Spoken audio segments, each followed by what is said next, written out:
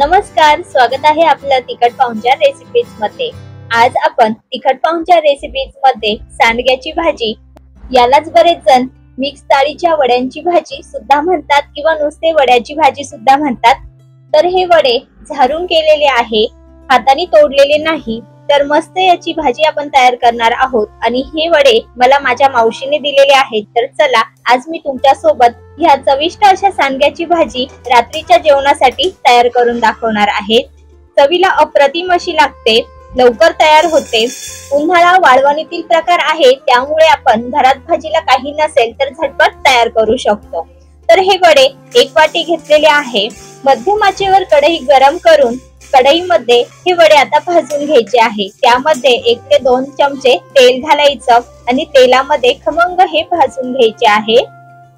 वडे सतत हलवत खमंग असे खरपूस भाजून घेतलेले आहे। जास्तही डार्क रंगावर भाजायचे नाही, हलकेसे खमंग असे भाजून घ्यायचे। त्यानंतर एखाद्या प्लेट मध्ये काढून थंड करून घ्यायचे। आता फोडणीसाठी काय करायचं, सारख्याच कढईमध्ये मध्यम आचेवर थोडस तेल गरम करून घ्यायचं। तेल गरम झालं की त्यामध्ये 3 ते 4 लसूण पाकळ्या या ठेचून घालायच्या किंवा बारीक चिरून घातल्या तरी चालेल। पाव चमचा मोहरी छान तडतडली की लगेच पाव चमचा जिरा घातलं। आता जिरा मोहरीची खमंग अशी फोडणी तयार झाली की यामध्ये थोडासा कढीपत्ता छान तडतडला की लगेच यामध्ये तेलामध्येच मी थोडासा हिंग घालून घेतला आणि आता यामध्ये एक मध्यम आकाराचा कांदा बारीक चिरून घातलेला आहे। तेलामध्ये हा छान हलकासा गुलाबी रंगावर भाजून घ्यायचा। तर इथे आपण रात्रीच्या जेवणासाठी तोंडी लावण्यासाठी सुकी भाजी तयार करतोय। तर कांदा बघा हलकासा गुलाबी हा मध्यम आचेवर मी सतत ढवळत परतून घेतलेला आहे। आता यामध्ये एक मध्यम आकाराचा बारीक चिरलेला टोमॅटो घातला। आता तो सुद्धा कांद्यासोबत थोडासा फ्राय करून घ्यायचा। तर टोमॅटो हा लवकर नरम होतो, त्यामुळे जास्त काही परतवत बसायची गरज नाही। नंतर आपण यामध्ये थोडस पाणी सुद्धा घालणार आहोत, त्यामुळे कांदा आणि टोमॅटो हे छान नरम होतं। तरी सुद्धा आता यावर आपण झाकण ठेवून 3 ते 4 मिनिटं हे वाफवून घेणार आहोत। 3 ते 4 मिनिटांनंतर बघा कांदा आणि टोमॅटो छान सॉफ्ट झालेला आहे। तर कांदा हा जास्तही मी ब्राऊन करून घेतलेला नाही, फक्त तो नरम करून घेतलेला आहे। आता यामध्ये काही बेसिक मसाले घालायचे आहे। त्यामध्ये पाव चमचा हळद पावडर आणि आता जसं तिखट हवं त्यानुसार लाल तिखट किंवा लाल मिरची पावडर। तर इथे मी 1 चमचा लाल तिखट आणि पाव चमचा कांदा लसूण मसाला ऍड केलेला आहे। तर हे घातलेले मसाले चांगले मिक्स करून घेऊ, हलकेसे परतून घेऊ।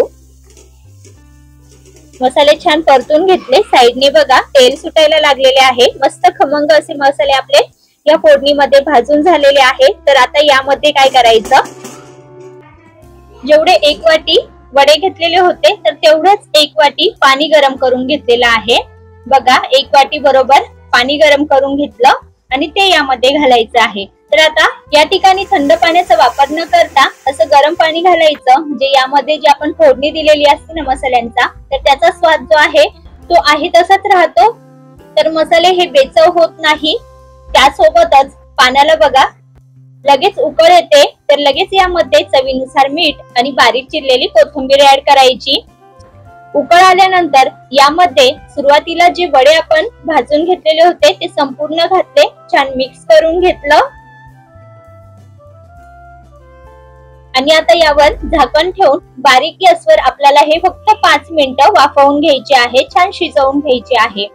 त्या पाण्यामध्ये हे व्यवस्थित असे शिजले जातात, छान नरम आणि सॉफ्ट होतात बघा।